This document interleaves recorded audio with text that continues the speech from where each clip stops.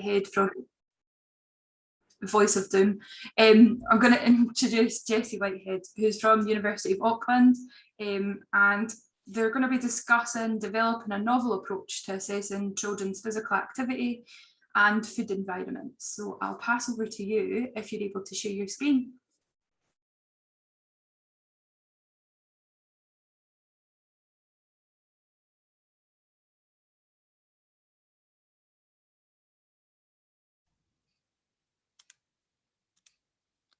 Oops. Hello, everyone. Good evening from New Zealand. So I know a lot of you guys are still kind of waking up and letting the coffee run through your system, but it's been a long time since I've had my last coffee. Thanks for allowing me to speak. It's been really interesting listening to the previous speakers in this session. Apologies in advance. I've got a bit of a cold, so hopefully I don't start coughing.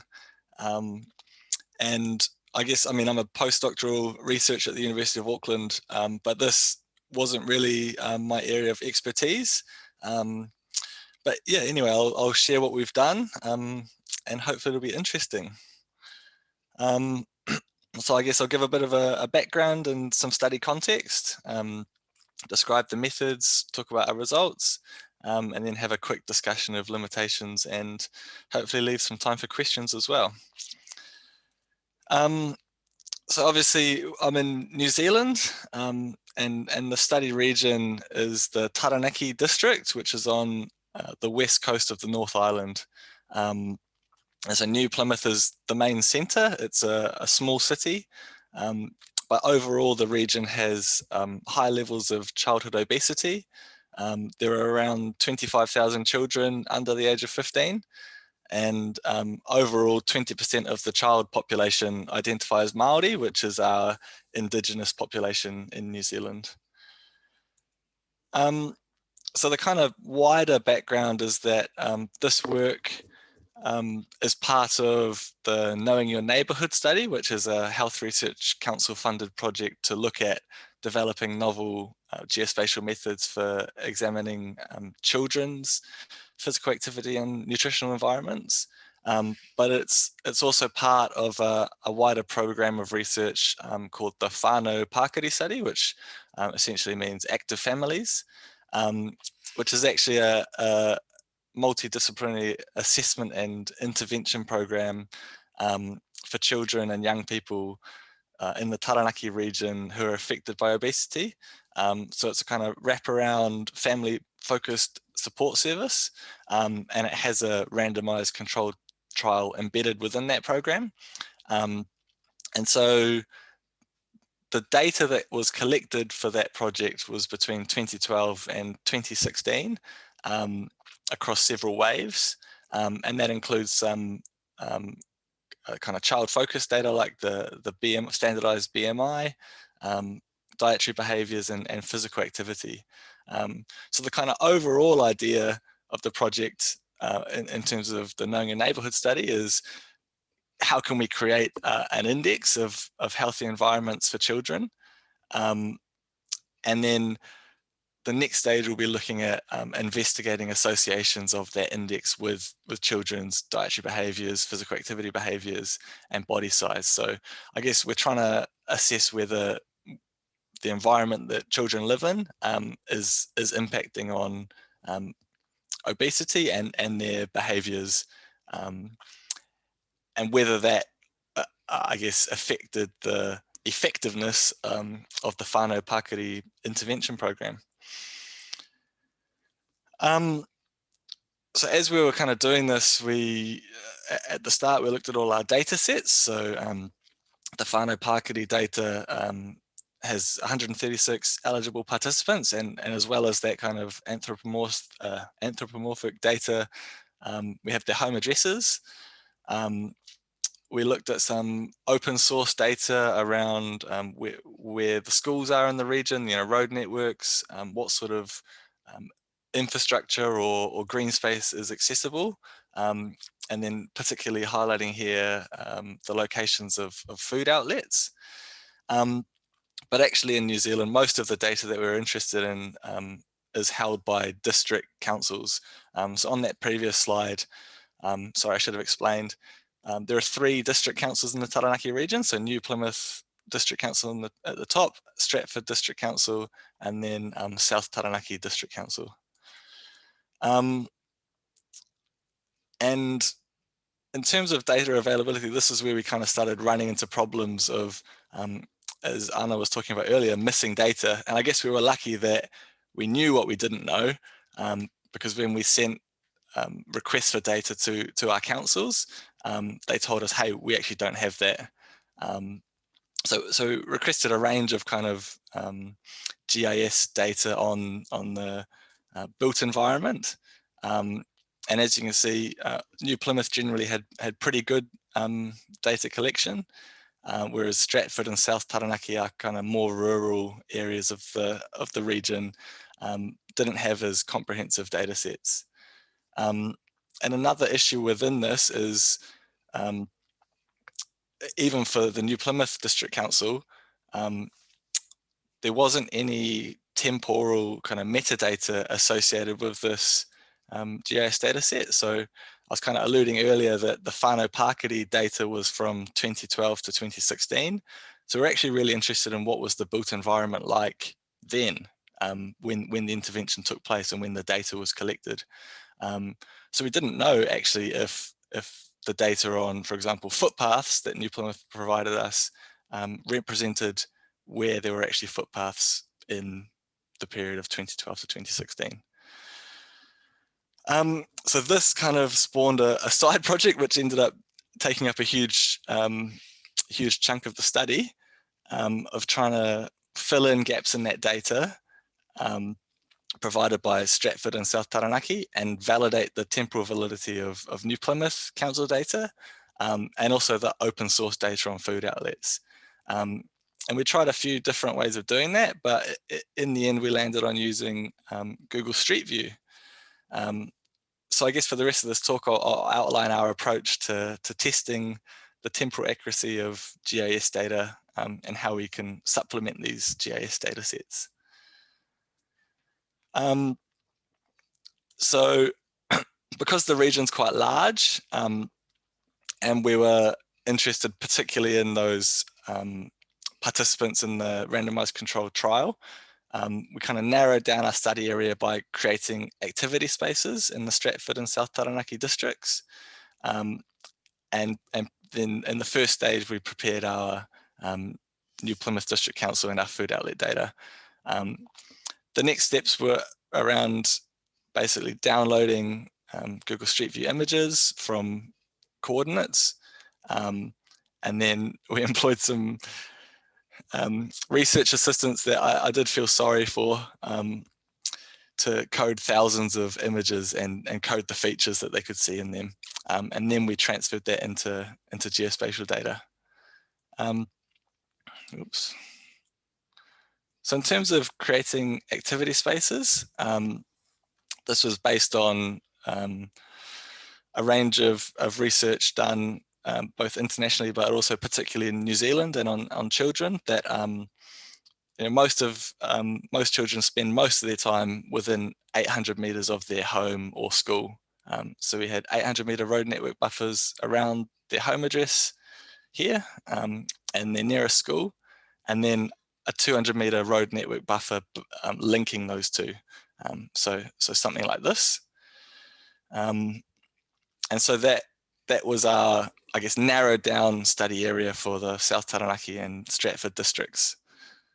In terms of identifying coordinates, so even within 41 activity spaces, that was more than 200 kilometers of road network. So if we had a point at every 10 meters, and looked at a Google Street View image every 10 meters, for example, that would be a lot of images. So we actually tested a bit of a sensitivity analysis of how far you can see between Google Street View images, and we found that actually 35 meter intervals provided the best coverage. So you can see to the next snapshot along the street, and there's kind of continuity of images, but there's minimal overlap, so you're not you're not being inefficient. So I guess another main point is to highlight that each GPS coordinate, we downloaded 4 images, so we had a 360-degree view of that point. And in terms of those other data sets, the New Plymouth District Council and the food outlet coordinates, we already had coordinates for them. So that's just highlighting how we created points on the road network. And then we used a Python script called Street View, which is available on GitHub. It's freely downloadable. And it's essentially a Google API that automatically downloads Google Street View images for any spatial coordinates that you input. We also looked at other research papers and talked to authors and got a modified version that allows you to specify a date range for images. So as I mentioned, we were really interested in 2012 to 2016. So we narrowed down our criteria again to that date range, and then downloaded 4 images that gave us a 360-degree view. So even with those criteria, we still had more than 28,000 images that our research assistants looked through. So for a single point, I mean, these are real images that we downloaded, but I've kind of anonymized the coordinates. As you can see, you can download 4 distinct images, but it gives you a 360-degree view of the space. And you can see there's a footpath there, no cycle lane, no on-street parking. So we got our research assistants to assess these environments. I think this is a new suburb. You can see it's got a relatively new house for New Zealand standards, and it looks like there's going to be more built. So this photograph was from January 2014. And then we asked our research assistants to, we had 3 that shared the load and reviewed sets of images, and they basically went through each set of 4 images that had an image ID. We didn't tell them the exact coordinates. We had a kind of master data set that we linked that to, but they knew it was from year 2013, for example, December, and then they went across and coded whether features were present or not. So as you can see for this one, image ID 3101, yes, there was a footpath, yes, there was on-street parking, and yes, there was a pedestrian crossing. And so later that image ID was then linked back to the coordinates, and then in GIS we could plot those features that hadn't been included in the council provided data sets. So this is some examples. We found footpaths, on-street parking, traffic calming signs such as highlighting school zones, and even some features that wider things that could be used for physical activity such as skate parks or playgrounds. So yeah, it was quite effective.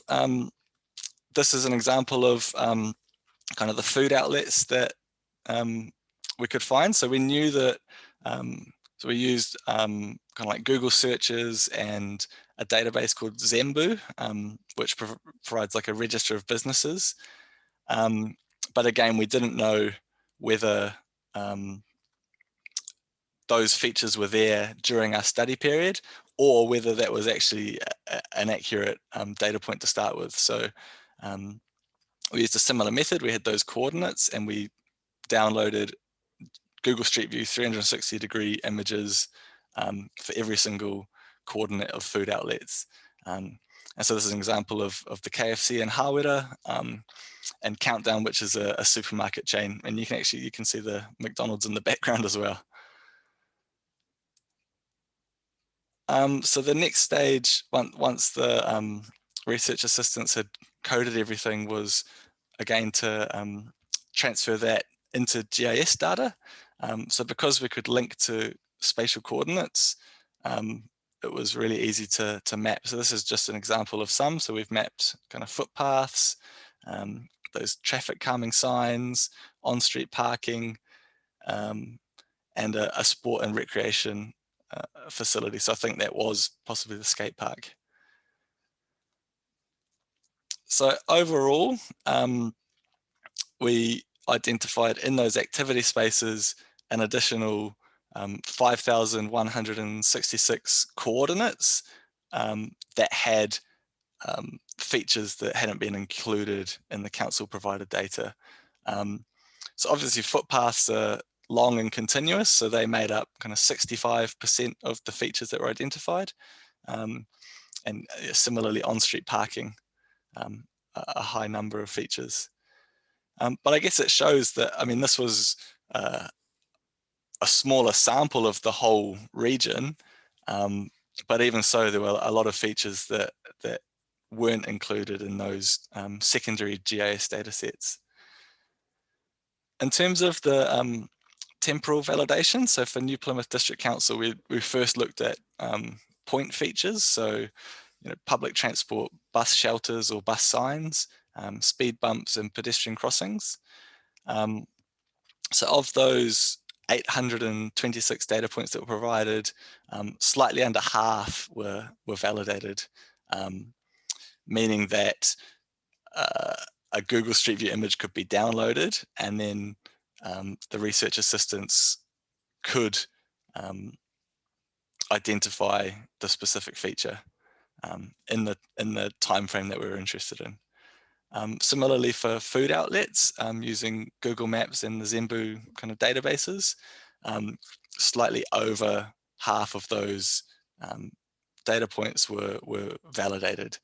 I guess the problem here is that it's unclear whether it's this kind of quite low validation rate maybe is a limitation of Google Street View, or maybe it's pointing out that these data sets were temporally inaccurate. And I guess without a data stamped kind of council data set, it will be quite tricky to tease that apart. But that's something we could look at in the future. And I guess as a so this is showing the spatial distribution of temporally validated features. So there doesn't, I guess, appear to be any bias. So, features in rural areas are still being validated. I guess we probably need to dig into it a little bit deeper. So obviously more features in New Plymouth City itself and a higher number validated there as well. So in terms of the kind of limitations of this approach, I guess as I was alluding to, it's difficult to determine how accurate our validation of District Council and open source data was. The feature may not have been present, or a Google Street View image of that particular place may not have been taken during our period of interest. So there's previous research been written that Google Street View can be patchy. Coverage varies over time and regionally and internationally as well. So obviously there's some countries that don't have Google Street View coverage at all. Some regions of the world have worse coverage than others. And even within cities, some neighborhoods have worse coverage than others. And then a third reason that validation didn't occur might have been that our research assistants simply missed the feature. Human error does exist.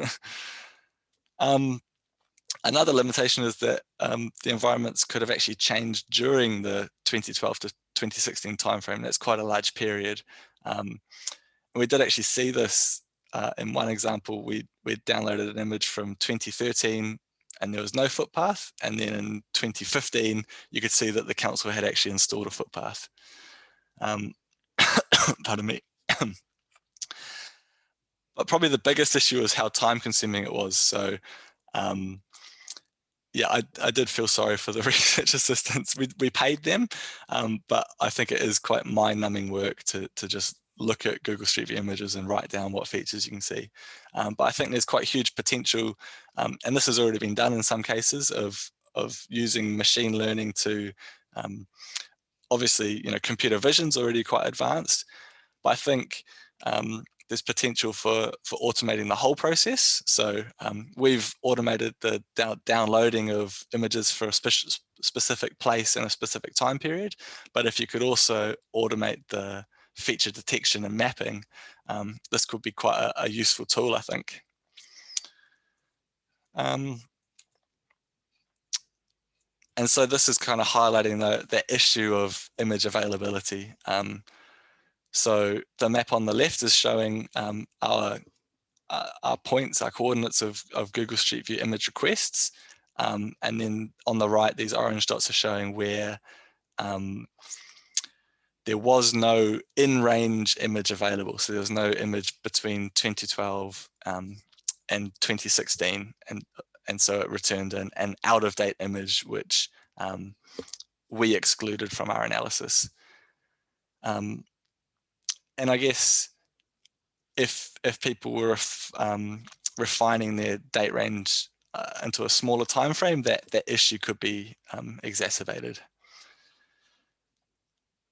So this is just showing, between 2012 and 2015, a footpath had been built in the same location. So I guess overall, the conclusions, this work's highlighting that geospatial data sets are not always complete. Often as researchers, we get our secondary data and think, okay, great, it's good to go. We clean it up a little bit, but we trust that it's complete. Often it doesn't include information on temporal specificity. And if we're looking at kind of longitudinal or cohort studies, that can be quite important. And there is potential for Google Street View images to be utilized to improve that secondary data. So I'm happy to take questions.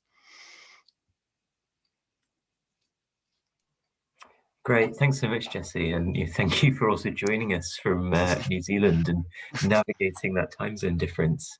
I mean, that was fascinating. As someone that's not used GIS since the very first year of my undergrad geography degree, which was at a time when using GIS just seemed to mean all the computers crashed.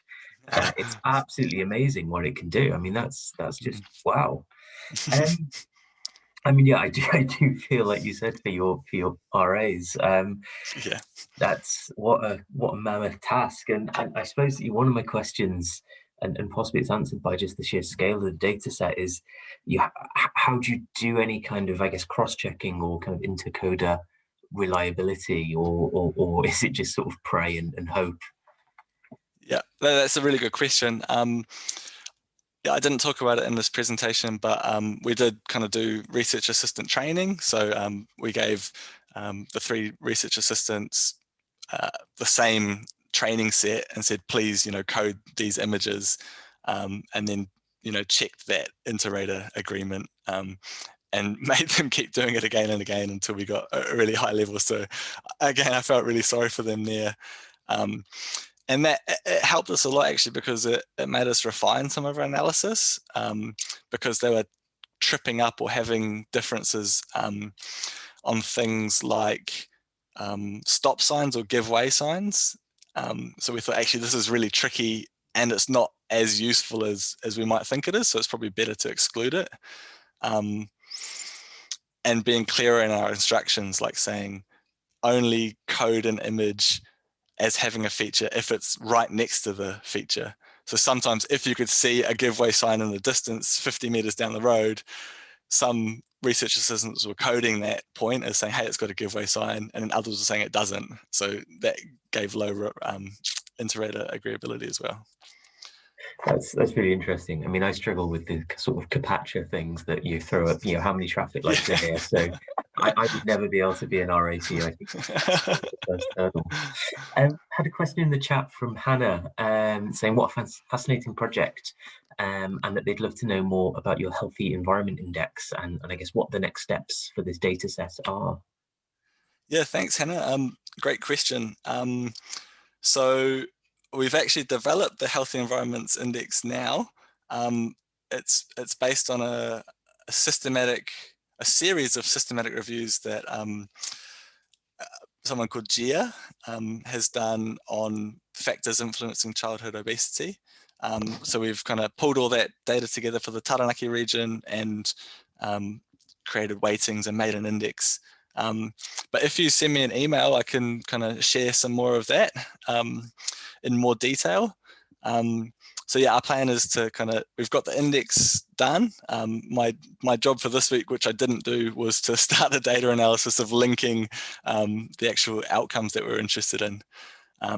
And something I'd like to do, because my kind of background is on the spatial equity of health services, but I'd like to actually look at the equity of the distribution of these healthy environments, and are there neighborhoods or regions that, you know, have worse or lower health environments, and what sort of factors, demographic and social, are those associated with. So that's the plan. Hopefully watch this space for some publications coming up, but yeah, happy to talk more or share information if you get in touch by email. I can put my email in here as well. That's fascinating, and it sounds like a really sort of worthwhile and valuable direction for the project. Thank you. So thank you for sharing it all. I'm sort of conscious of time, so I'll hand back over to Louise, but thank you so much, Jessie. It was brilliant. Cheers. Thank you. So we're now travelling even further again. So we're going from Auckland across to Canada with Caitlin Curran, and we're going to explore coastal spaces and its impact to health and well-being. Are you happy to share screen? Yes, I will do that now. We're all over the world today. Yeah, it's almost 7 a.m. in my time now.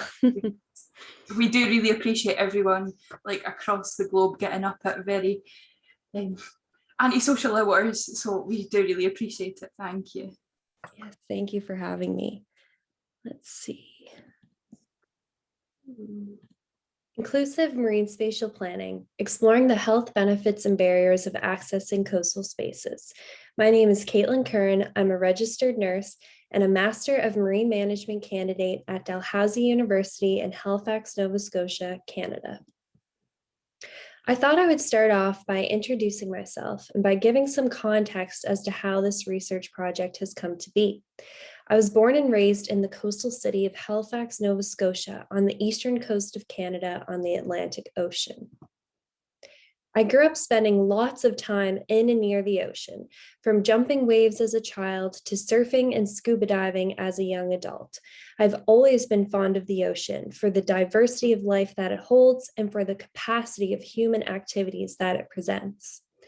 Initially, I went to school to complete an undergrad in marine biology, as I was interested in the environment and the ocean, so naturally this made sense.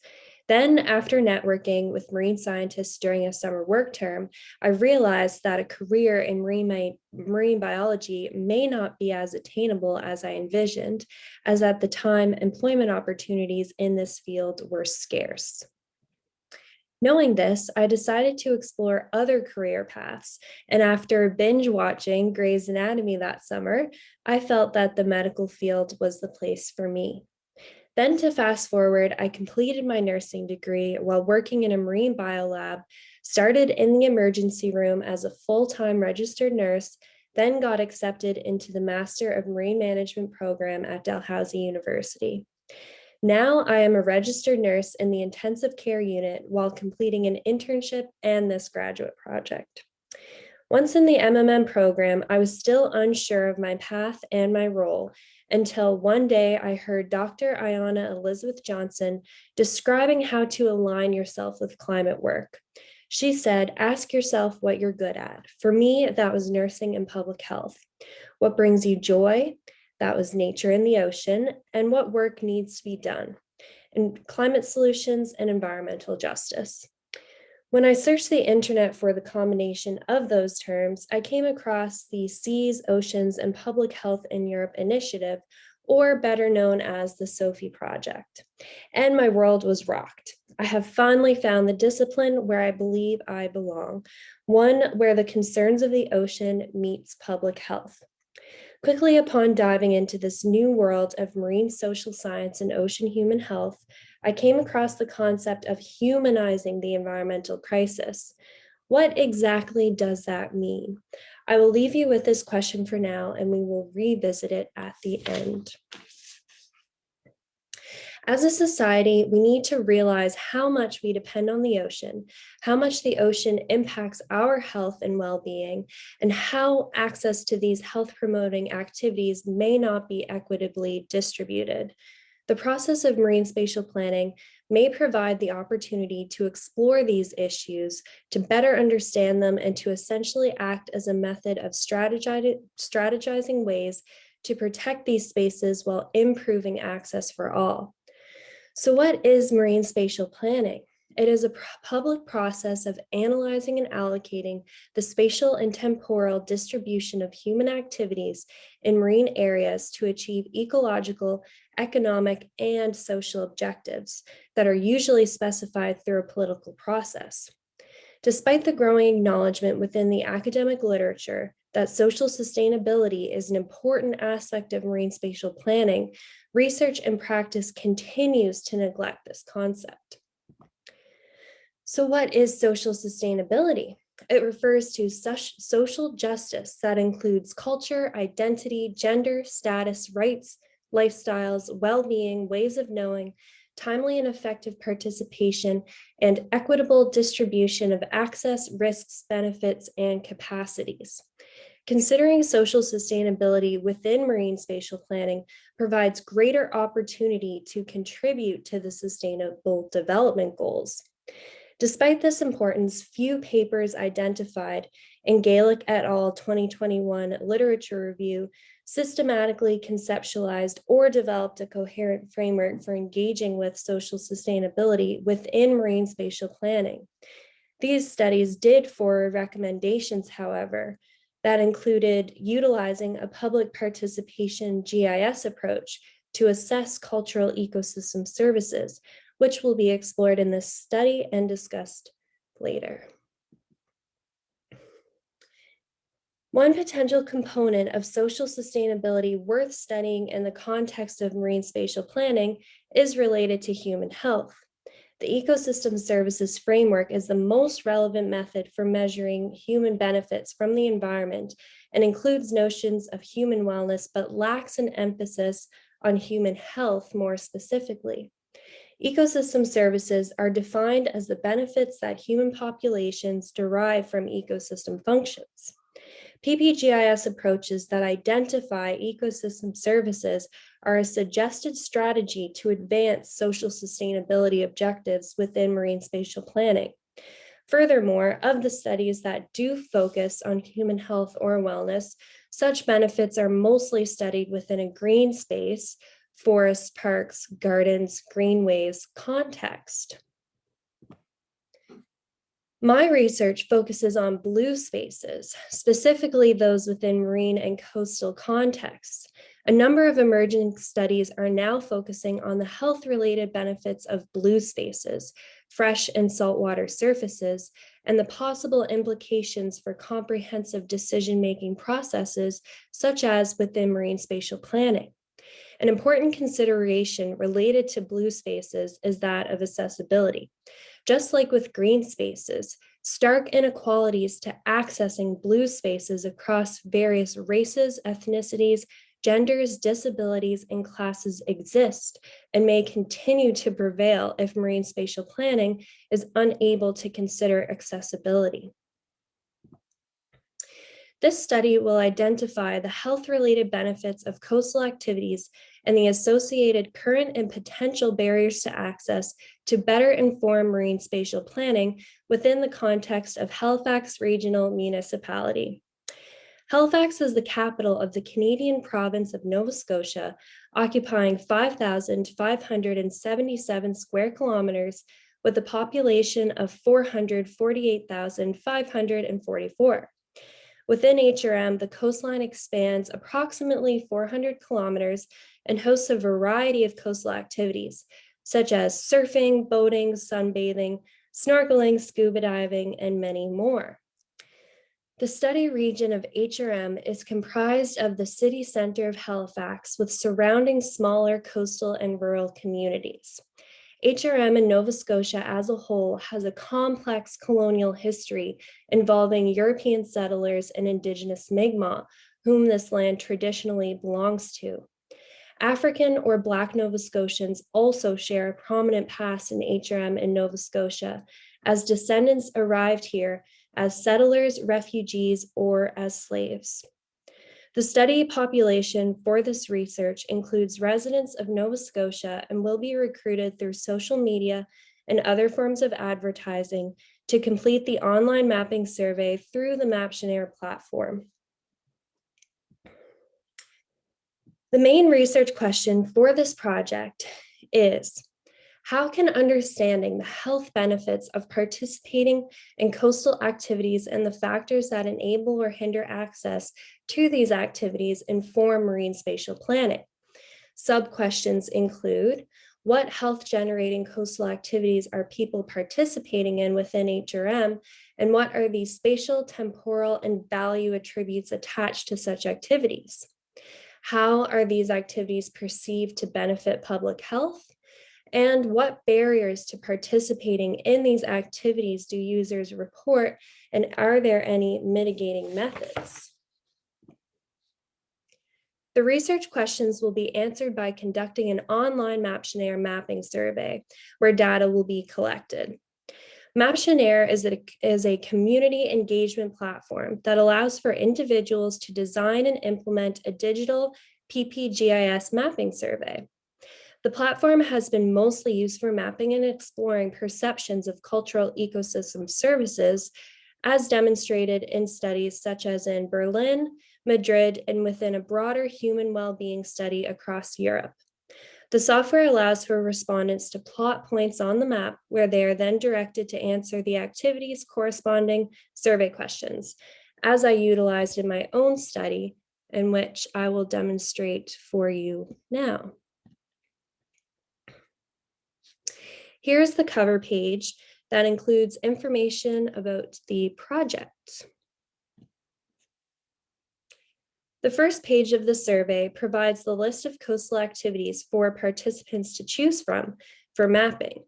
You can see the map has been set to a specific zoom setting that shows the boundaries of Halifax Regional Municipality outlined in red, as you can see here. Participants are encouraged to select the activities that they most frequently participate in or that they consider most important. I will demonstrate the activity of sailing. Here, the instructions for plotting are provided along with the activity-specific questions. For example, I can plot a point here, here, and over here. Then participants answer questions regarding the spatial and temporal aspects of the activity, the climate change related barrier questions, health related questions, and income and financial status related questions, and general demographic, socio-demographic related barrier questions. And lastly, development infrastructure related questions. Lastly, participants will have the option to plot more activities, but we will say that we are done plotting activities for now.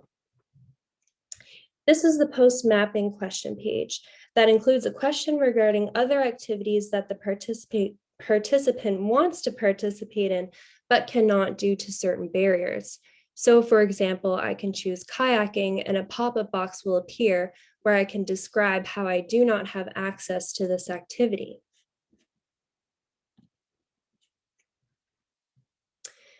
Lastly, the participant will answer questions regarding demographic information.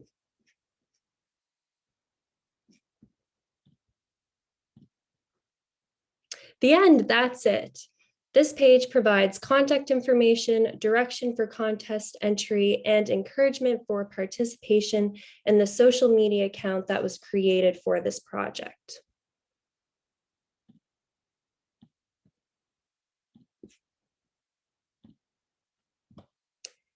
The main outcome for this project is the creation of recommendations that are based on the data collected in my survey and from the literature review that will explore examples of human health and social sustainability integration currently existing within marine spatial plants. So back to the question, how do we humanize the climate crisis? As Britton, Domigan, and McHugh summarize, ocean human health can reframe the prevalence of negative framings where human and marine environmental interactions are concerned by helping to humanize oceans and climate change through a health lens, allowing for a shift from abstract global issues to specific local needs. I believe the key to humanizing the climate crisis is unveiling the direct role that the changing climate will have on our day-to-day activities, our lifestyles, our ways of being. We need to first identify and explore how important our interactions with nature truly are for our health and well-being through holistic research approaches. This will then influence policy informing processes such as marine spatial planning, which are crucial in determining our lived realities. Finally, I want to leave you with another question. Is marine spatial planning the process that will allow for inclusivity, health promotion, and overall enhanced human well-being through the protection of blue spaces and facilitation of improved access? Or is this process already too entrenched in neoliberal logic, therefore requiring an alternative, more radical approach? As Dr. Ingrid Waldron asserts in her book, There's Something in the Water, environmental justice scholars and activists must work to dismantle the structures that enable environmental racism and systemic injustice, not simply reform them. Thank you very much. I look forward to answering any questions that you may have.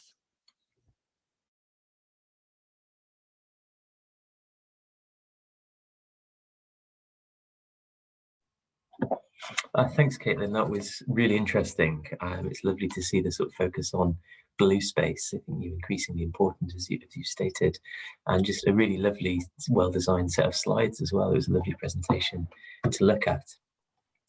I guess just to sort of kick things off, a question from me really is how you sort of generated that list of coastal activities that people could kind of select.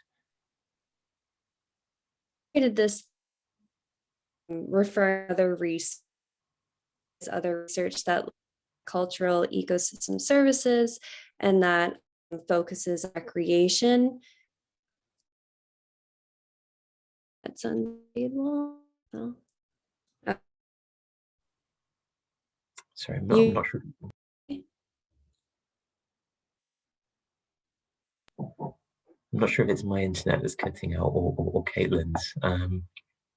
Struggling to sort of, my audio is not working very well. Can you hear me okay now? Yes, that seems to be working. Answer that question. I created that list of activities based on other research that has been done, cultural ecosystem services and recreational activities, and also based on activities that occur in Nova Scotia. Mm-hmm. Great. It's a long list of activities. There's 28 different activities and there is an option for other as well. So if I did leave anything out, then the participant can include that as well. Great.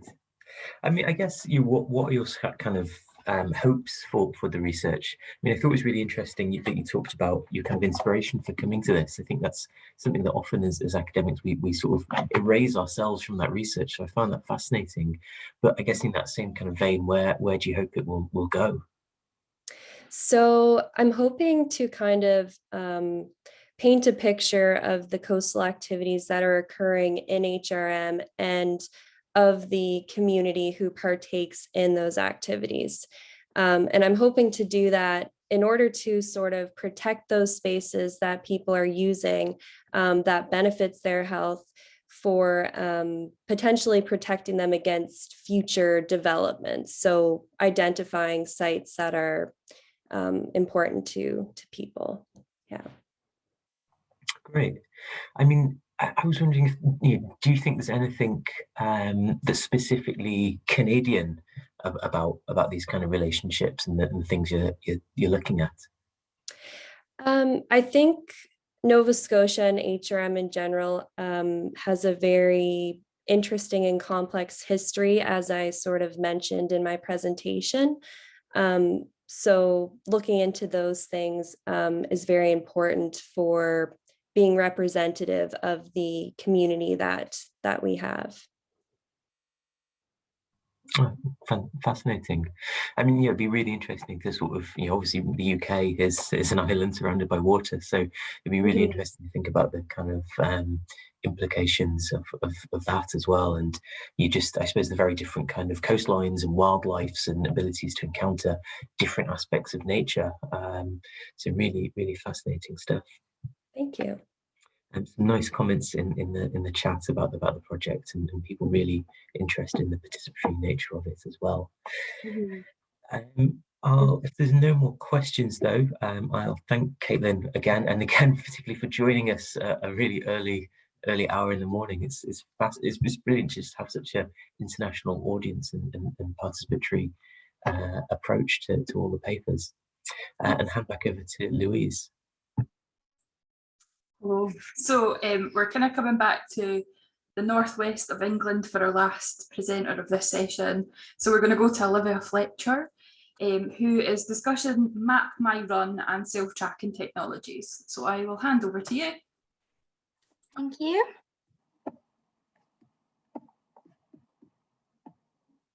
Can you see the slide all right? We can see the slide.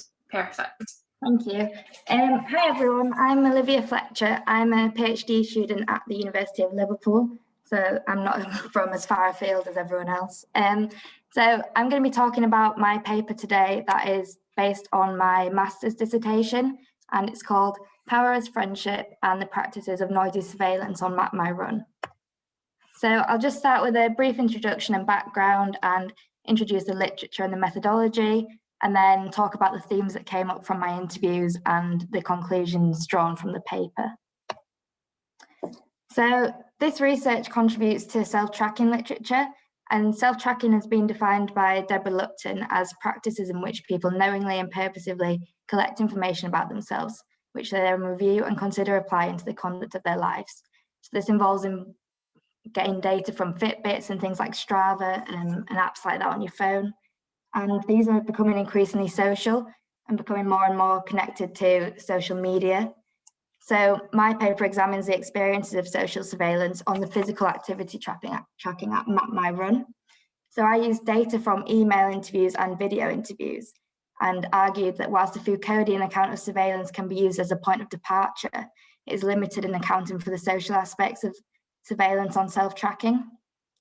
So instead, I propose that applying Robinson's concept of noisy surveillance to self-tracking is useful for understanding the messiness of surveillance in terms of complications and noisiness involved in interactions in digital spaces, as well as the opportunities for performance management online. So this noisy surveillance sees surveillance as far from distant and silent. Instead, it involves moving, speaking subjects who interact with one another, and is also noisy as it occurs through interaction as well as interference. So as I mentioned previously, self-tracking is becoming increasingly social. So interaction on social media is encouraged as part of these self-tracking apps, and you'll have seen it on Instagram and Facebook when people are sharing their runs and that kind of thing. So this can encourage comparisons and competition, and also make experiences of tracking more enjoyable for some participants. And research has begun to analyse the opportunities for social surveillance, which has been defined by Marwick as the observation of other people's data and the sharing of data on social media platforms within these spaces. However, there remains a need for further research to develop a more nuanced understanding of self-tracking as a meaningful and increasingly social practice. This paper also brings this work into conversations around digital geographies, which aims to understand how the body becomes entangled with the digital as technologies become increasingly integrated in everyday life, specifically in relation to debates around performance management online. So this paper follows previous work, such as Rachel Kent's work, that engages with Goffman's self-presentation theory to explore self-representations and the individual management of health, whereby self-trackers use their data to perform their health identity for participatory audiences. So Foucauldian thinking has been used a lot to theorize self-tracking. And Foucault's panoptic metaphor, for example, has been used to demonstrate surveillance as a technique of disciplinary power. This is distanced, unverifiable, and omnipresent. The ways in which surveillance acts as a technology to render bodies more visible has been examined in relation to self-tracking. So firstly, research on self-tracking has explored the involuntary aspects of surveillance inherent in these technologies, using the metaphor of the panopticon, for example, encouraged self-tracking, such as in the workplace. It's also been researched in relation to digital technologies and the ways in which these technologies complicate the panoptic metaphor, and the extent to which it resonates with surveillance society today has been questioned, for example, in relation to the top-down aspects of surveillance. Instead, my paper argues that applying Robinson's concept of noisy surveillance to self-tracking is useful for understanding the messiness of surveillance in these spaces. So this concept was developed by Robinson through research on the embodied gaze in relation to housing managers in South Africa. These were British, white, middle-class women housing managers who were deployed into Black working-class women's homes to collect rent, as well as cast moral judgments on their homes and their lifestyles. Robinson argued that this surveillance complicated panoptic models of surveillance, as it was not distanced, unverifiable, and reliant on separating the subjects and the objects of the gaze. Instead, it relied on what was framed as friendship as a form of surveillance, where the objects of the gaze had agency and could choose which behaviours to adopt. It's important to recognise that there are different power relations present in this context, rather than in my own context in my paper. So Robinson's key assertion is that the gaze is always located and specific to different contexts. So in Robinson's empirical context, there are significant unequal power relations between the women housing managers and the tenants along race and class lines, meaning there is a degree of coercion and the relationship is not always reciprocal. So my research draws on 15 interviews. I did 8 email interviews and 7 video interviews using Zoom with participants from the UK and USA. And these are all users of MapMyRun. The interviews were semi-structured, and email interviews involved follow-up emails as well where necessary. So I was really looking for understanding lived experiences of using MapMyRun, understandings of health and fitness, experience of sharing data on social media, and the implications of interacting with others and seeing their data. It was also important for me to recognise my own positionality. I started researching this because I was a user of MapMyRun. So it was informed by my own subject position as a white, female, able-bodied, casual runner and casual self-tracker. So I'm just going to go on to the main themes from the research that came up from the interviews. Firstly, competition was noted as an important feature of MapMyRun. There is a feature on the app that you can challenge other people and you can measure your distances against each other. So this was often used to challenge their friends and family.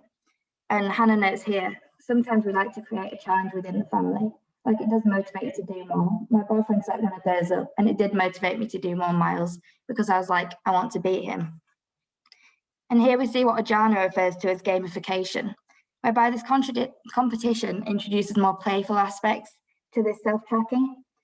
And the playfulness of this complicates any simple panoptic reading of power here, and it aligns more closely with Robinson's reading of friendship as power.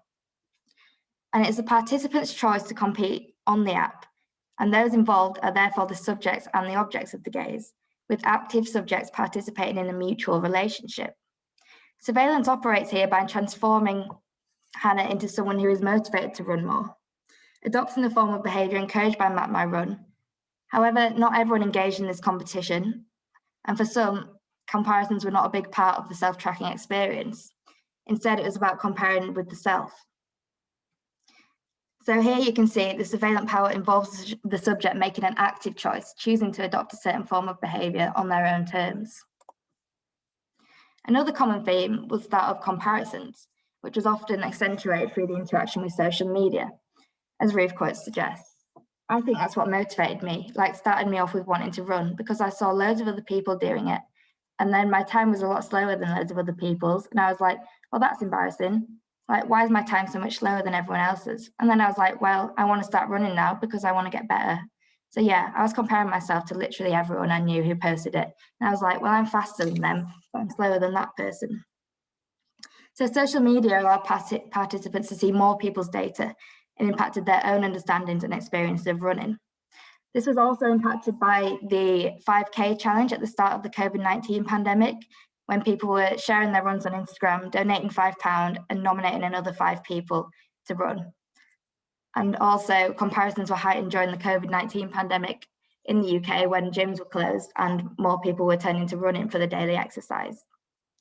So this is an example of how this increased visibility intensifies comparisons and resonates with Marwick's argument that social media can intensify surveillance.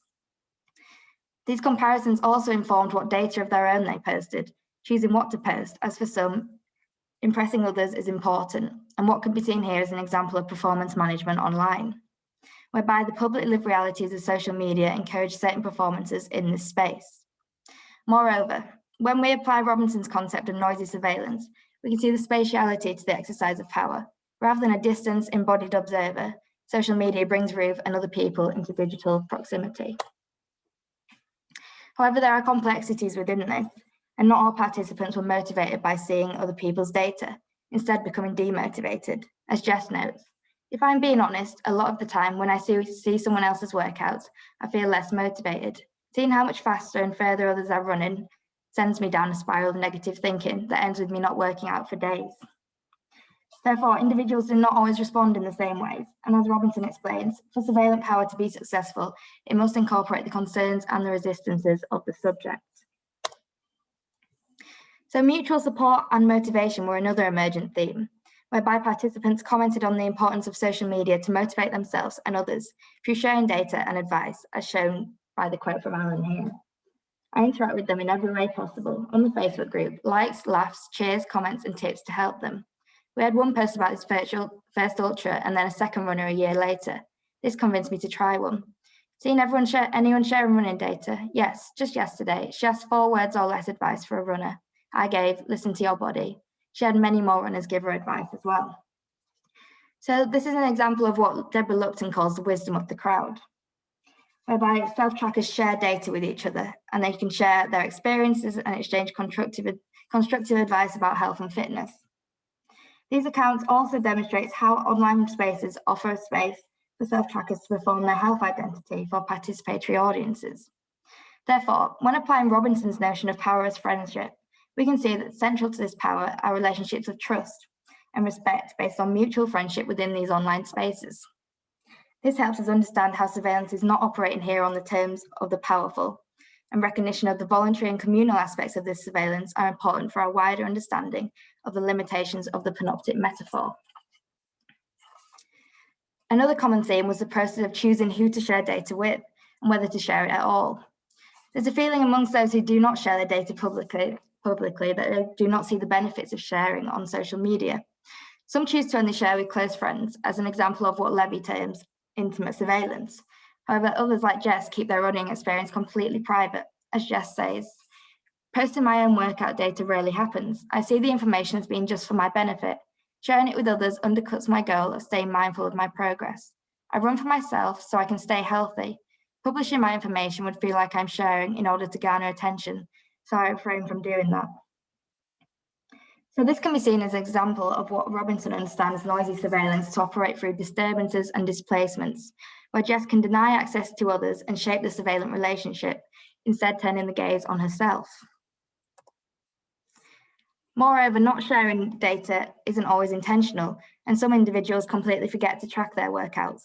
As Sarah says here, since lockdown, because I use it where I live, because I know the area more, I've got a much clearer sense of how far I'm going every time I run. I've not used it as much. I keep meaning to use it again, but because I've got out of the habit, I keep forgetting to turn it on when I go out. I get to 2 miles and think, oh crap, I should have turned that on. Therefore, for some, self-tracking is not something they become reliant on when running. Not everyone experiences the surveillance in the same way, and it's important for some more than others, and it varies spatially and temporally.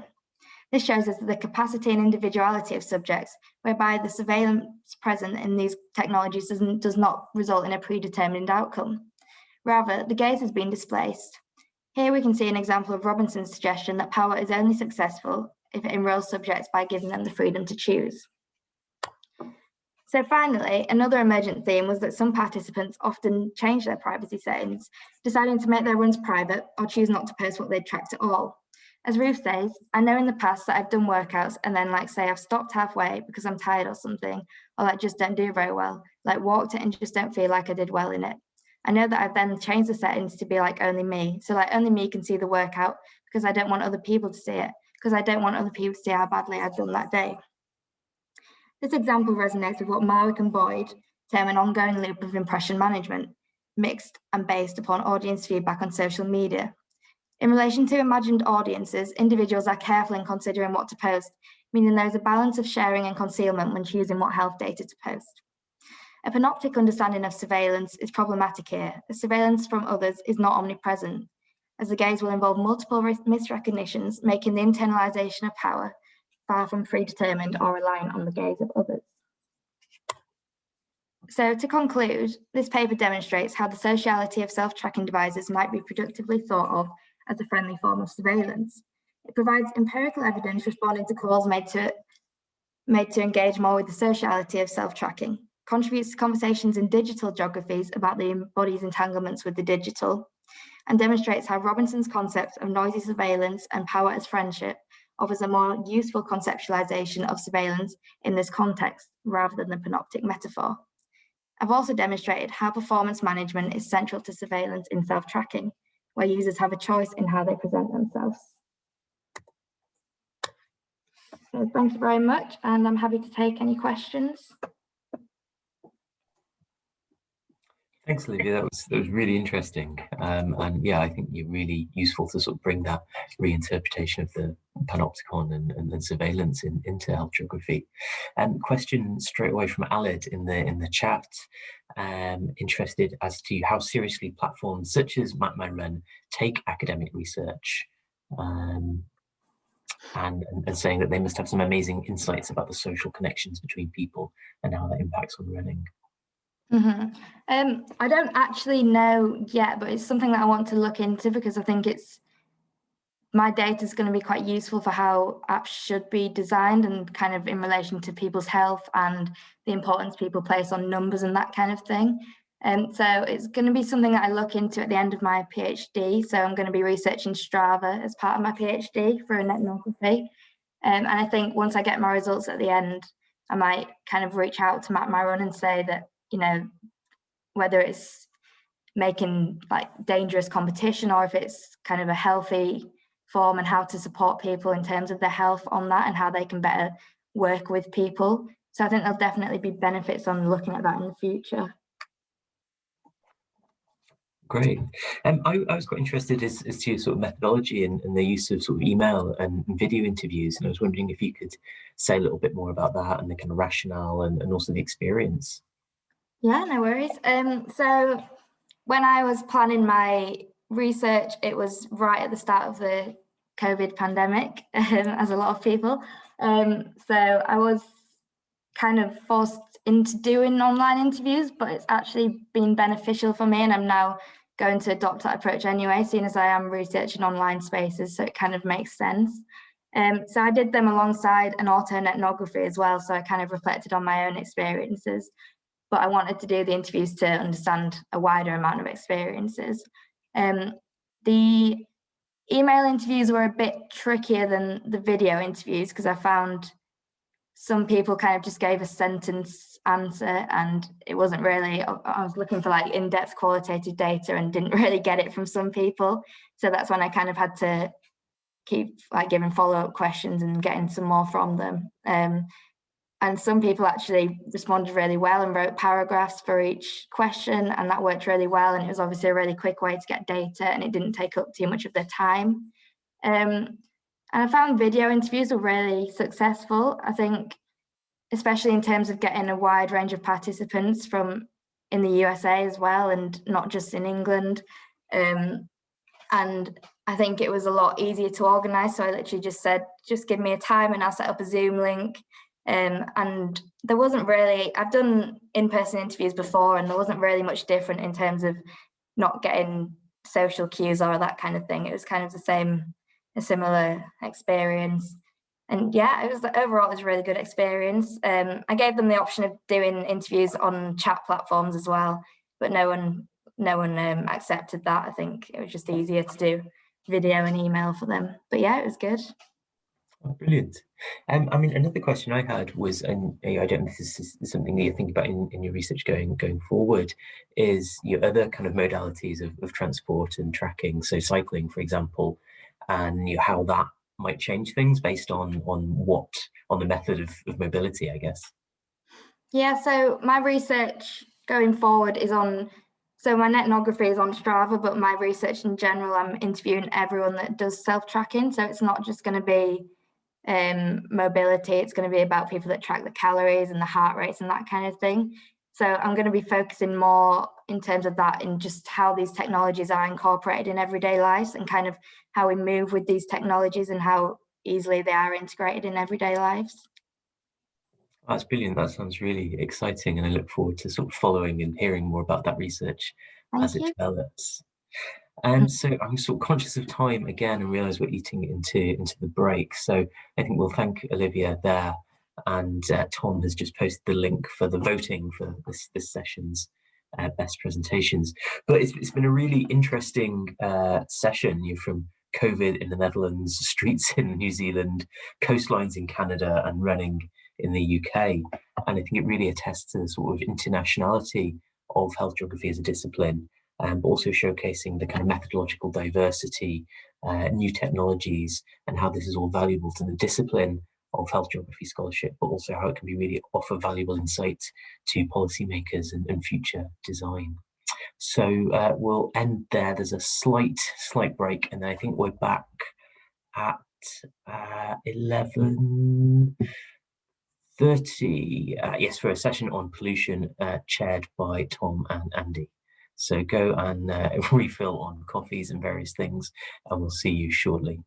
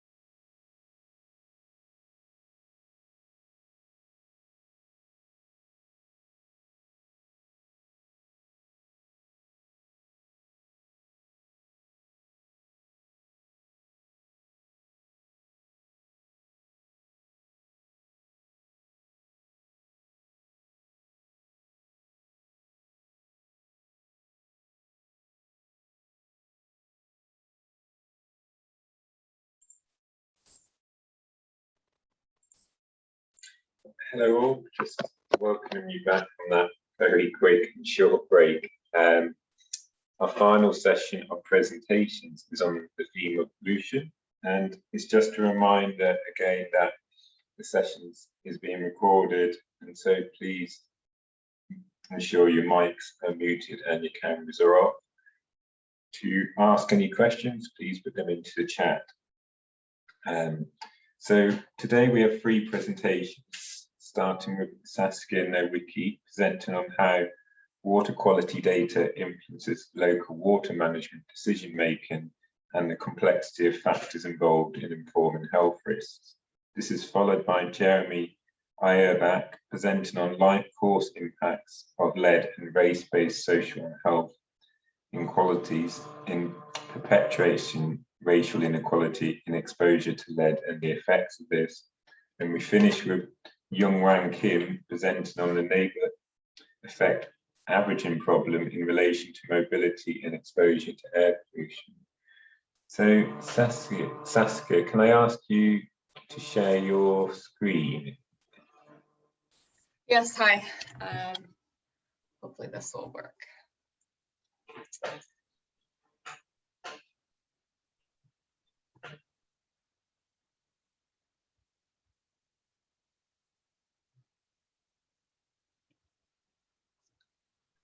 Yeah, we can see that. That looks all right. That looks great, thank you. I'll let you present. Cool. Well, yeah, thanks everyone for being here on a Friday morning to listen. I'm going to be talking about water quality results as fear appeals, complex responses to water safety monitoring in low-income rural communities. And I'll just say right at the outset that this work is situated in Kenya, but I'll give some more details about where in a minute. So before I get started, I wanted to kind of clarify what I mean by fear appeals for this piece of work. So I'm talking about fear appeals in the sense of communications that describe a hazard for the purpose of motivating behavior change. So these are usually, they're used extensively to encourage individuals to adopt risk management measures, particularly for health objectives. So you see this kind of messaging a lot, and it's not necessarily always termed as a fear appeal, but there is a large body of literature that kind of refers to it that way. So that's why I'm using that term. Without further ado, go. So give a bit of background about the kind of space that I'm working in. I'm focusing on safe drinking water, and basically the way that I'm defining safe drinking water for the purposes of this presentation is water that is free from microbial and priority chemical contamination. So the data on this that's available kind of indicates as an estimate that about 1/4 of the global population does not have access to safe water. And in sub-Saharan Africa, that proportion is about 50%.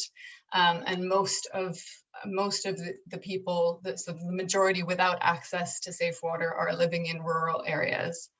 And recent data actually came out on this yesterday. There's been an update on the tracking of this, and the divide between urban and rural is only increasing. So in response to this context, there's the global agenda. One of the sustainable development goals is addressing this. The goal is by 2030 to achieve universal and equitable access to safe and affordable drinking water for all. And as I mentioned, the way that the progress towards this is being tracked now is through testing water for microbial contamination and priority chemical contamination, which in most instances is limited to fluoride and arsenic. In sub-Saharan Africa, here's a bit more detail around the state of affairs. So this is data from 2017. I haven't had a chance to update it, but you can see that in terms of access to safe water, the safely managed proportion of households with safely managed water is the dark blue in that bar chart. So particularly in rural areas, there's less access to safe water, but there's also substantially less access to water quality monitoring data. So there's sort of a twofold inequality with less access both to safe water and to information about drinking water safety. So I wanted to kind of highlight this contrast between the global ambition and a systems thinking view of how change happens. So on the one hand, there's this idea that we have a human right to safe water, we have the Sustainable Development Goals, that there's this ambitious target for everyone to have access to safe water. But what is that really, what is the value of that kind of ambition at a high level when you consider that change happens kind of from the low level up? So it's about the decision making at the local level amongst people who manage water at in the community and in the household is really crucial.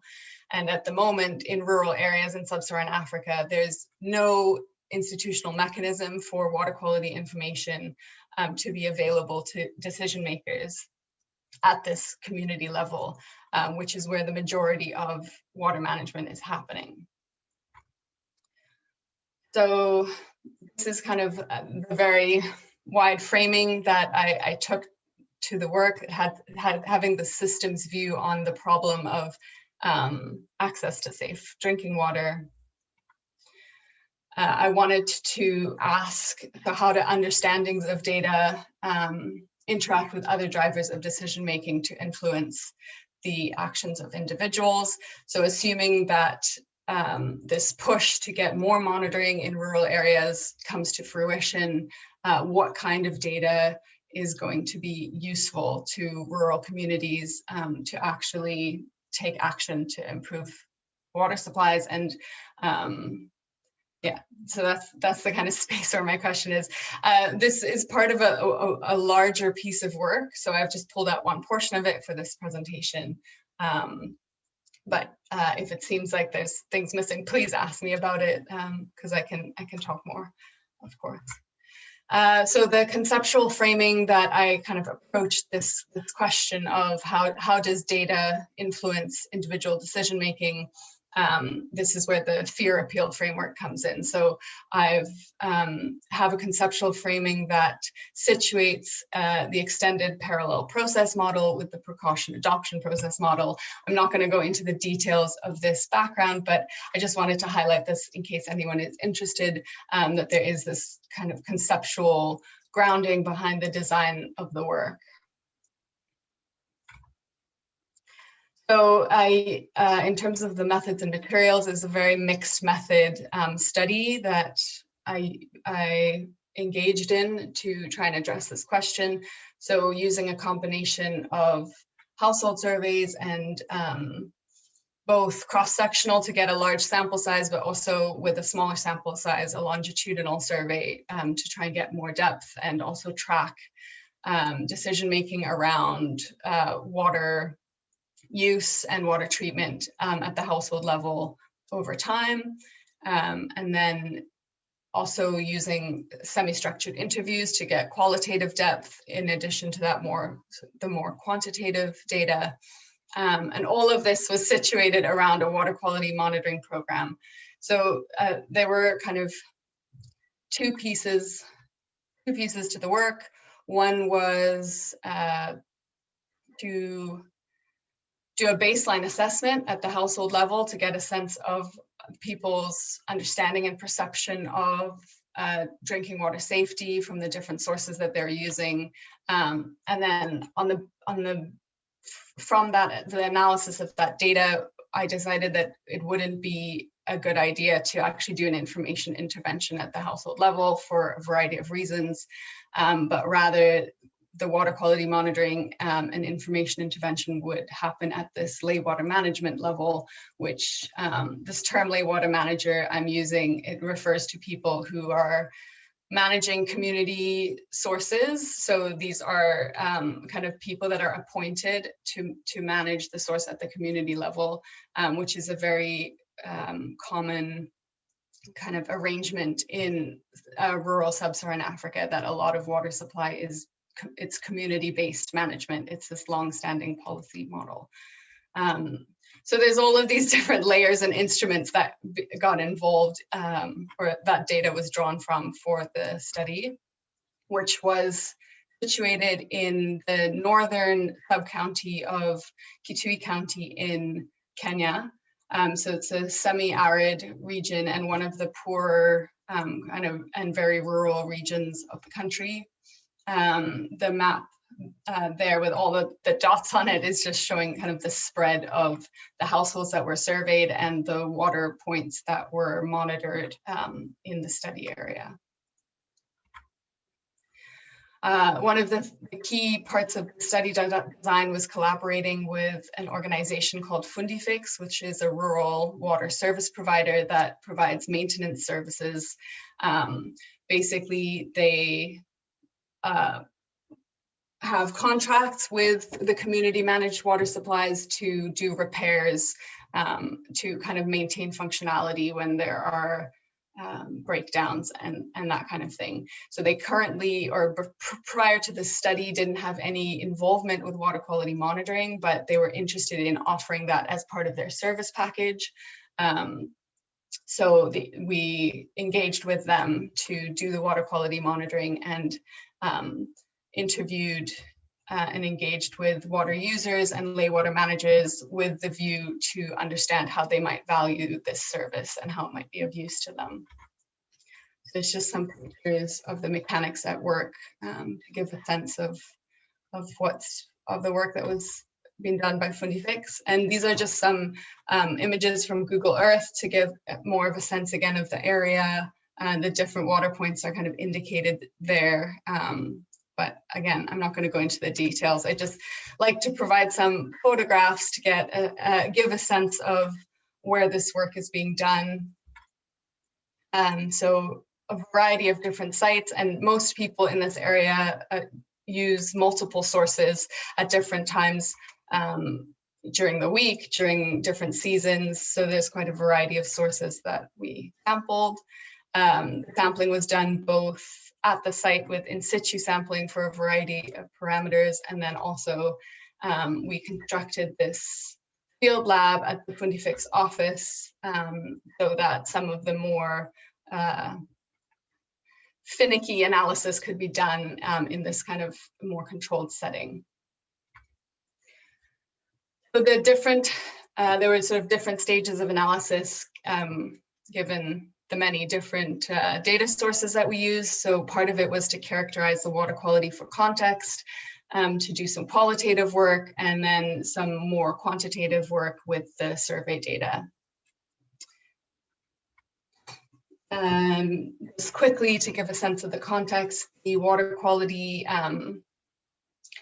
there were trade-offs, important trade-offs between sort of the physical properties that could be observed and through taste and sight, and then the properties that could only be observed through testing, like the fluoride content and a lot of the microbial contamination.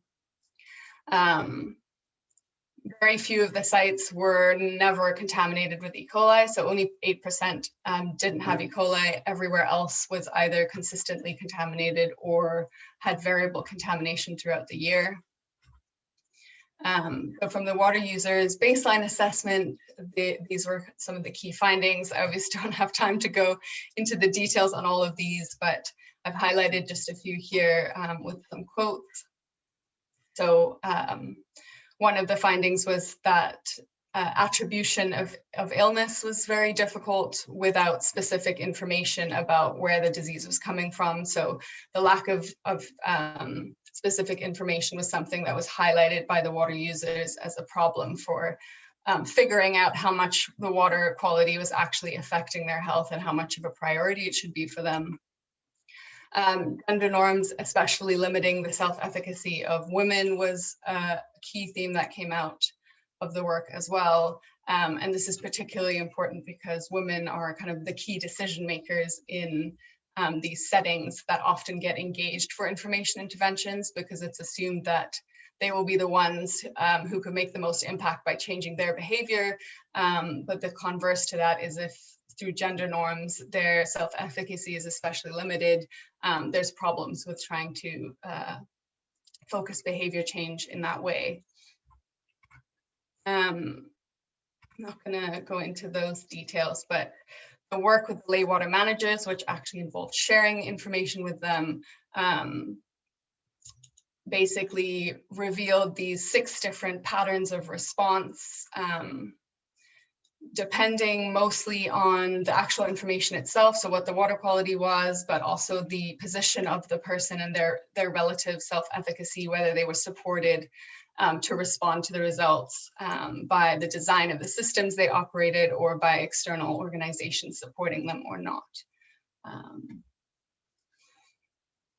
So the key points that kind of came out of this work, which I guess is evident that there was a lot of complexity in the results, a lot going on, but these are the key points for interventions, information interventions, that specific information is a lot more useful than general information, that repeated messaging with proactive framing is very effective as well.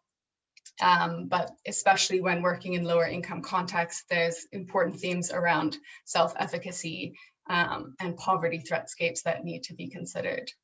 So I apologize for rushing through that really fast, but yeah, I'll stop there, and then if anyone has any questions. Thank you very much, Saskia. That was very interesting. Does anyone in the audience have any questions? If you pop them in the chat, or because it's quite a small group, you can also open your mic.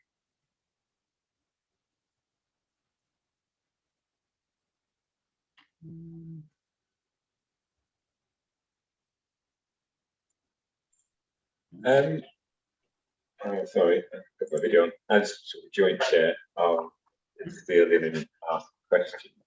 I'm wondering, from the results, that complexity, is there a sense of what the impact will be, how this may inform policy, or actually on the ground for the people involved with sort of accessing that water? Sorry, could you say just the first part of that again? It was really choppy, I didn't quite catch it. Sorry, no worries. I was just wondering, has there been any impact from your research so far in terms of policy and for how people are accessing water and sort of maintaining or managing the health risk alongside it? Yeah, it's a great question. So I would say not so much yet because it's quite fresh. So it's not published yet, but I have talked to Fundifix and a group of other rural water service providers, sort of shared the results with them quite in depth. And so it's informing the way that they're planning to try and integrate water safety as part of their service package. So there's been a bit of impact that way, but actually trying to get engagement with government around this, which it's been very difficult, largely because of COVID. So a lot of the meetings and things that had been planned to talk about this work completely got derailed for obvious reasons because of COVID. So yeah, we're in a bit of a waiting period before it feels like it makes sense to try and engage with a lot of the stakeholders again. Yeah, this is not a very satisfying response, but perhaps an understandable, pragmatic one with the pandemic, that things are going to get delayed, aren't they? Yeah, and particularly because the work is really indicating that the shifting responsibility to the household level, to individuals, and putting out policy around behavior change is not the best way forward. And so it's calling for more action at the local government level, more support and more coordinated support for managers of water, that these community water managers. And so at the moment, with no funding, barely to even pay staff, and worries with COVID, it's just, yeah, it's not the time to be making these points, I think. Yes, I understand. But yeah, fingers crossed in the future that it'll go that way, that those structural inequalities will be worked on. Yeah. So at the moment, it's mostly with the rural water service providers that we're trying to take the work forward, because yeah, that's the space that they have the capacity to focus in at the moment. I understand. Okay, so do we have any more questions, or perhaps it's time to move to the next presentation? Yeah. So Thank you very much, Saskia, for that.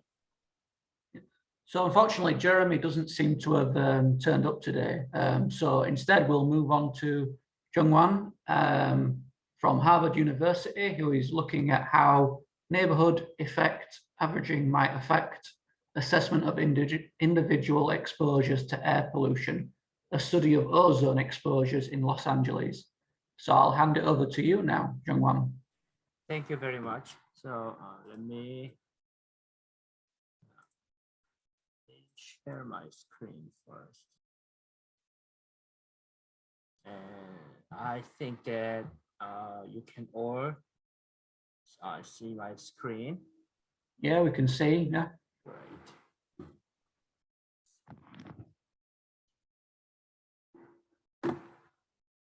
Okay. Hello everyone. Thanks very much for joining this session. I'm John Kim, a postdoctoral fellow at Center for Geographic Analysis at Harvard University. Today, I argue that when assessing individual exposure to mobility-dependent environmental factors like air pollution, and when evaluating social and racial disparities in such exposures, ignoring human daily mobility can lead to erroneous assessment because it does not fully address the neighborhood effect averaging. In recent decades, air pollution is one of the important public health challenges in big cities. For this reason, geographers and public health researchers considered air pollution exposure as a critical factor that negatively affects people's health. Moreover, studies have investigated social and racial disparities in people's exposures to air pollution, which may result in the disparities of health status. For these studies, it is widely known that the one critical task is to accurately measure air pollution exposures. Moreover, for geographers like us, it is important to accurately delineate the geographic context where air pollution influences people. Geographic context is a conceptual foundation of various methods for assessing people's exposure to contextual or environmental influences. However, I found there are serious methodological limitations of previous studies when delineating geographic context. Previous studies largely used fixed administrative units such as census tract and used residence-based exposure assessment, which can lead to the modifiable area unit problem. More importantly, residence-based assessment used by previous studies may be erroneous because when they delineate the geographic context, they only focused on people's home neighborhood, assuming that people are static. This can be problematic for two reasons. First, they overlook the fact that air pollution levels are dynamic in space and time. Second, they overlook the fact that many people travel to different geographic contexts to undertake various daily activities such as go to work, shop, medical appointments, and play. So to sum up, previous studies assumed people are static and overlooked non-residential geographic contexts. This may involve the neighborhood effect averaging problem, which is a critical methodological issue. The neighborhood effect averaging problem, which was recently proposed by Kwan's 2018 paper, argues that ignoring human daily mobility may lead to erroneous assessments of individual exposures to air pollution and other mobility-dependent environmental factors because it does not fully address the neighborhood effect averaging. Then what is neighborhood effect averaging? Neighborhood effect averaging is a phenomenon that mobility-based individual exposures tend to move closer to the average exposure level of the population when compared to the residence-based individual exposures. There are two situations that neighborhood effect averaging operates. The first situation occurs when the residence-based exposure level for a person is lower than the average level. In this case, this person is more likely to visit neighborhoods where exposure levels are higher than the home neighborhood. This is because the individual exposure level tend to follow the bell-shaped curve, which was empirically observed in previous studies. As a result, mobility-based individual exposures tend to be higher than home-based exposures. On the contrary, the second situation occurs when the home-based exposure level for a person is higher than the average level. In this case, this person is more likely to visit neighborhoods where exposure levels are lower than the home neighborhood. As a result, mobility-based exposures tend to be lower than home-based exposures. Due to these two situations, individual exposure levels tend to converge to the average level when daily mobility is considered. This is neighborhood effect averaging. Therefore, due to the neighborhood effect averaging caused by human daily mobility, using home-based exposure assessment will tend to overestimate the statistical significance and the size of effects on the outcome variable, which can be a serious methodological issue in air pollution exposure studies. According to Kwan's 2018 paper, this methodological problem is the neighborhood effect averaging problem, or NEP. However, although the NEP might influence the results of studies on air pollution exposures and the evaluation of social and racial disparities in exposures, since the concept was recently proposed, only few studies have studied it to date. More empirical evidence and systematic investigation about the NEP is urgently needed.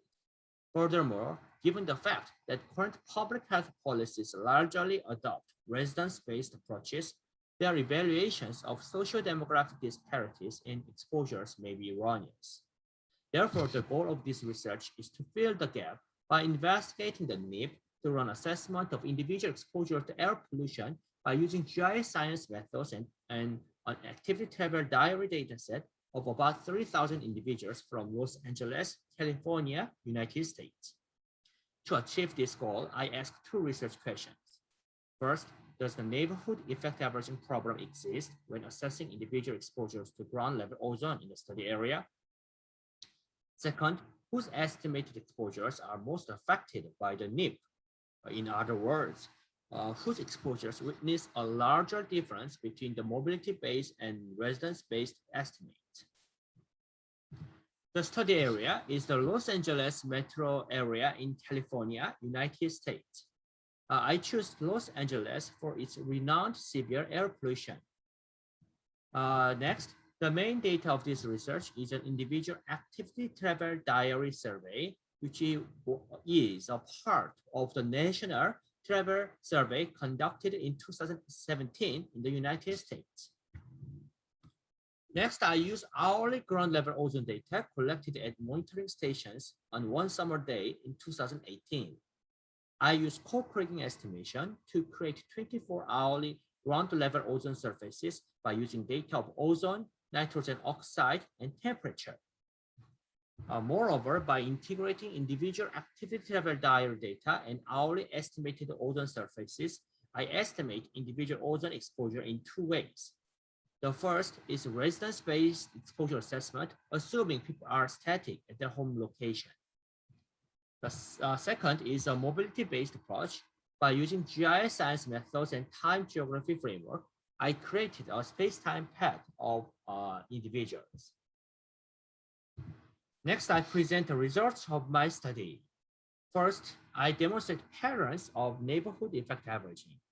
These are histograms and the probability density functions of individual exposure levels. Red color indicates the mobility-based approach. The blue color indicates home-based approach. Both graphs in the mobility-based approach have a tendency to converge to the average value, indicating the neighborhood effect averaging. In other words, in the mobility-based approach, compared to that of the home-based approach, I observed higher density near the average value. To further illustrate detailed patterns of the neighborhood effect averaging, I present a scatter plot. The x-axis indicates the z-score of a residence-based individual exposure level. The y-axis represents values obtained by subtracting the mobility-based exposure level from the residence-based exposure level. For example, this point 412 indicates that this person's standardized residence-based exposure level is 4, and this person's residence-based exposure level is 12 ppm higher than the mobility-based exposure level. Overall, you can see a pattern that individuals with higher residence-based exposure, such as the points in this red area, tend to experience lower mobility-based exposures. Also, individuals with lower residence-based exposure, such as, for instance, this blue area, tend to experience higher mobility-based exposures. Therefore, this figure clearly identifies two patterns of neighborhood effect averaging, which are downward averaging and upward averaging that I mentioned earlier. Let's move on to the second research question. Here, I use spatial regression to see the association between individuals' characteristics and the level of neighborhood effect averaging experienced. Dependent variable indicates the level of neighborhood effect averaging that an individual experienced. A higher value of dependent variable means that the person visits non-home neighborhoods where ozone exposure levels are considerably different from the residential neighborhood. This table shows the regression result. Yes, I understand it's too hard to read, so many numbers are presented. So let me show the summarized version. The results reveal that younger, male, employed, and high-income participants are associated with higher levels of neighborhood effect averaging. Then you may ask why. To answer your question, I hypothesize that individuals who have a high income and who are younger, employed, and male have a higher level of daily mobility, which will lead to a higher degree of the neighborhood effect averaging. To test this hypothesis, I estimate the spatial regression model for each step. The results suggest that individuals with high income, being employed, being younger, being male, are associated with higher degree of the neighborhood effect averaging because they have a higher level of daily mobility. To better articulate the regression results, I illustrate the space-time path and hourly ozone exposures of 71 individuals who live in the same neighborhood, which is Santa Clarita in the study area. These are space-time paths of 40 workers and their hourly ozone exposure level, showing that they have a higher daily mobility and their exposure levels are different to one another. On the contrary, these blue graphs are about 30 non-workers, showing that their mobility is limited and their exposure level is similar to their home neighborhood.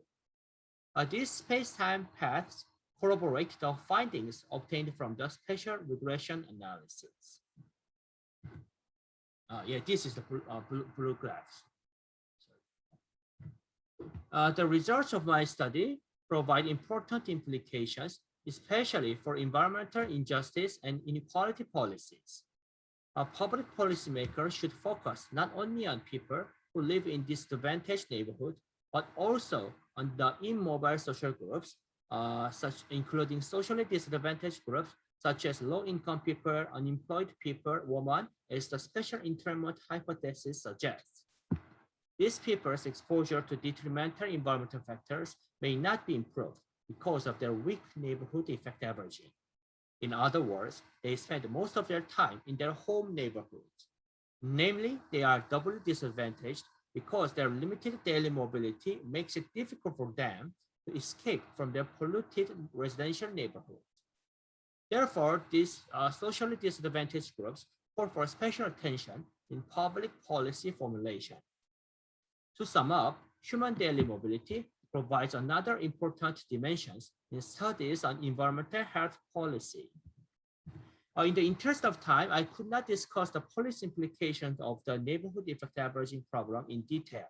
However, in this article published in Environmental Research, I discussed the important implications of the neighborhood effect averaging problem while arguing that overlooking the neighborhood effect averaging problem may lead to erroneous assessment of social and racial disparities of individual exposure to environmental factors. In summary, there are two key takeaway points from today's presentation. Number one, the neighborhood effect averaging problem can be a serious methodological problem that leads to erroneous assessment when studying mobility-dependent exposures such as air pollution. Number two, this is because people's daily mobility could amplify or attenuate the exposures they experienced in their residential neighborhoods. Due to the limited presentation time, I was not able to introduce some details of my results. If you want to know more about the results, please read this paper published in the Annals of the American Association of Geographers. Thank you very much for your attention, and I hope you stay healthy and safe during this pandemic. That was great. Thank you very much. Does anyone in the audience have any questions? If you want to pop them in chat, or you can open your mic and ask, either way.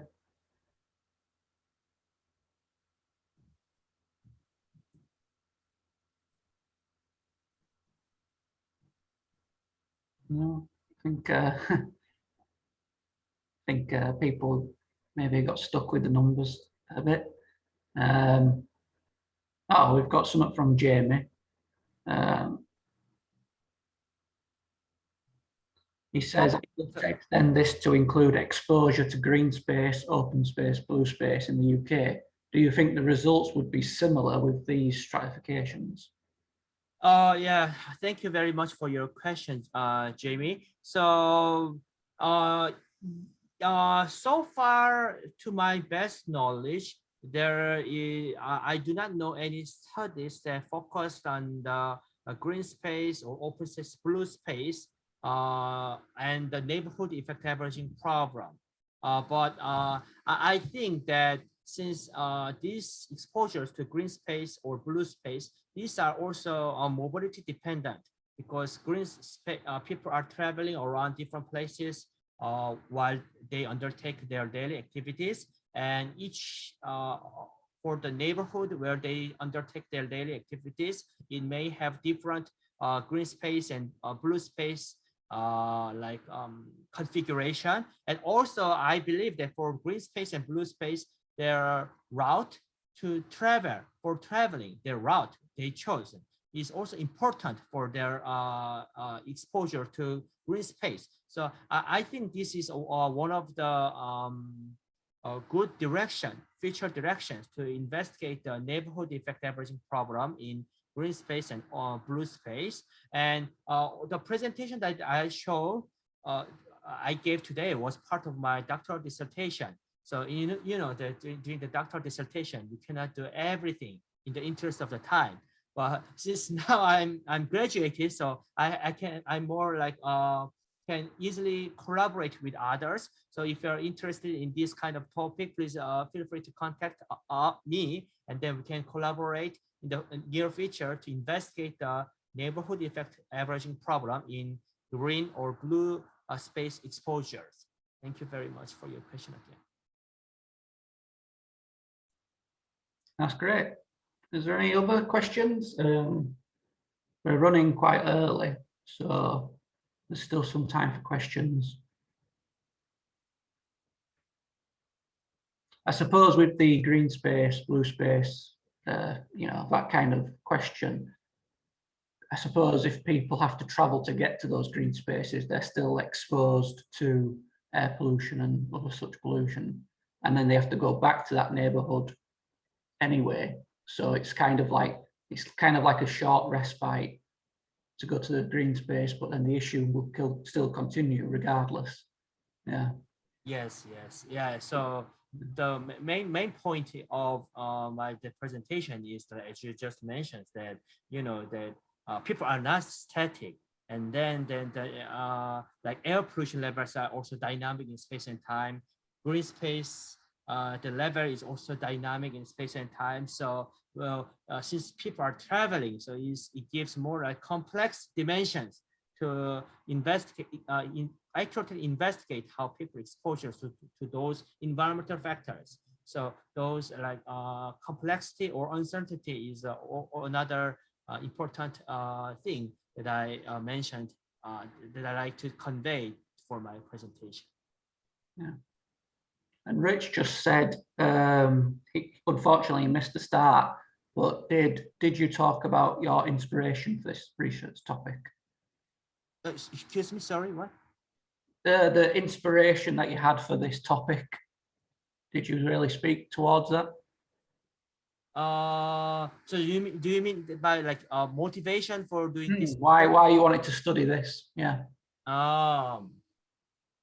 So personally, I'm interested in like how people travel and how that's in other words, I'm mobility. How people mobility is one of my research interests, and another interesting dimension of that mobility is how that people's mobility is related to people's health outcome. And so that's why I was focused on this neighborhood effect diverging problem, which tries to understand the complex relationship between people's human mobility, daily mobility, and their environmental exposures to environmental factors. And was there a reason for Los Angeles? Was there a Los Angeles? So Los Angeles is well known for the severe air pollution. So I believe that regarding the ozone level, it is the first out of 200 metro cities in the United States. And regarding the particulate matter, it is a fourth out of 200 or 300 cities in the United States. And also it has a severe traffic congestion level. Also top first or top fourth in the United States. So that's why it brings important background to study air pollution in the Los Angeles. Okay. And also the practical reason is Los Angeles area, I was able to obtain the individual level, very detailed, the activity travel diary survey data. So those two reasons are why I chose Los Angeles for the study. Yeah, thank you for your question. Yeah, it's no problem. Jamie, you had your hand raised. Did you want to ask a question? Yeah, sorry, you caught me drinking a cup of tea, which is why I lowered my hand, and I didn't know about the time. I was just going to ask whether, sorry, my pronunciation of names is really poor. So remind me how to pronounce the speaker's name again. Jung-Hwan Kim. Yeah, my name is Jung-Hwan. Jung-Hwan. Okay, that's brilliant. Thank you.